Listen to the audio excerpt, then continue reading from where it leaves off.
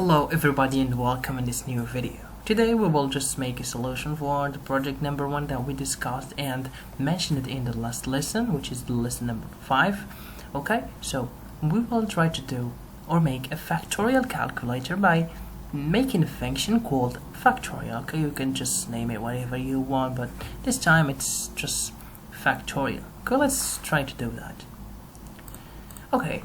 So actually, this factorial number, we can do it by several ways, okay? Each programmer has his proper manner to do or to code or to see the things, right? So in this project, we will try to handle it or to make it a solution by two methods, okay? The first method will be a little bit simple, but the second will have a new notion for you if you are a beginner and you just started learning Python with me, okay?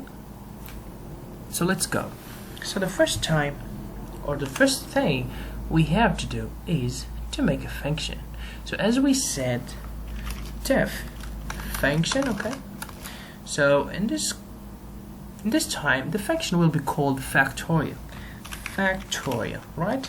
And of course this factorial will have a parameter because we will enter a number to this factorial and do some calculations. So it will be just one number. Let's call it number. Okay, like this. And then we will have to do the calculations. So the factorial of this number is this number multiplied by this number minus 1, etc. multiplied by 1, right? So this is simple. We can do it just by the for loop. For I in range 1 to number, and here we will have number multiplied equal I, right? And we will just return number. Okay, what we have done here is for I in range 1, and we didn't just mention a number and it's all because range number will start by 0, and 0 multiplied by something is just all the time 0, which is a wrong answer. So we will start by 1 to number. So this number will be multiplied at the first time 1, 2, 3, etc. to number minus 1, because range, the number mentioned here, will start by this value and finish by this value minus 1, okay? So number multiplied by 1, etc. to number minus 1, it's just like number multiplied by number minus 1, etc. okay? But just with this, we will have a wrong number if we put here 0, because 0 multiplied by something will return to us 0, but we know that the factorial of the 0 is not 0, is 1. So if number is superior than 0, then do the following, okay? Else if number equal to 0, just return 1, okay? So this is our function. So let's try to test it. So print, I'm sorry, not print it, this is not C language. So factorial, for example, of 4. Now we know that the factorial of 4 is just 4 multiplied by 3 by 2 by 1, which is equal to 24. Alright? So let's try to see the result. So, okay, the factorial of 1 is number of 0. What we have here, we have something wrong. Oh yes, the return will be out of the for loop because we have to do all the multiplication, then return the number. If I put just return number inside the for loop, we will have number multiplied by 1, then return, and that's all, because return is like a break.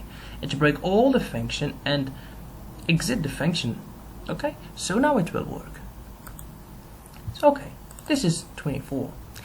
So this is the first method that we can make or we can do to calculate the factorial.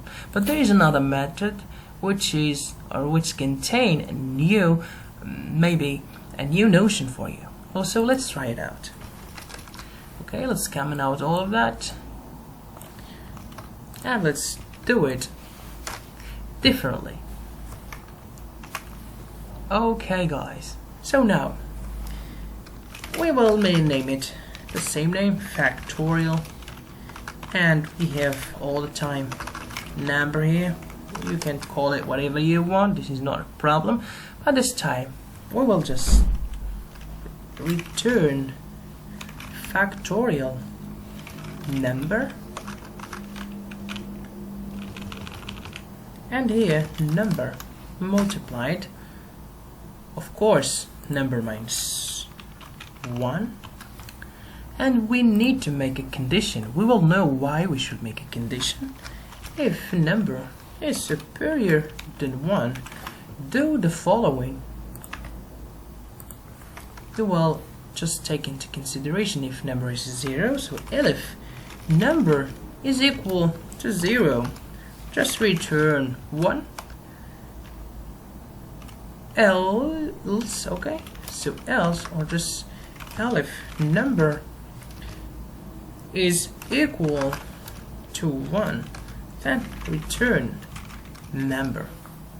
So what we have done here, this is like a recurrent function. So we entered this function. For example, we have 3 here. So 3 is superior than 1, of course. So we will return 3 multiplied by a function. So I said that return is like a break. It will just exit the function. But not in this case, because we have something to do. And we will enter to this function. So we have 3 multiplied by this function. This function have, in this time, number minus 1, which is true. It will just return true. Okay? It will return true. And in this function, I will enter and have 2 multiplied the second time by 1. So the big or the mother function, which called this function, and this called function will call another function, etc., we will back and have the whole result, okay, which is number multiplied by number minus 1 to 1. And in this case, we will pass to this number, and we will return number, okay. So this is, of course, if number is superior than 1, is superior than 0. If number is equal to 0, we'll just return 1, right? So let's try it. Print factorial of number 4. Okay, we will see that we will have the same result. For example, 3 we will have 6.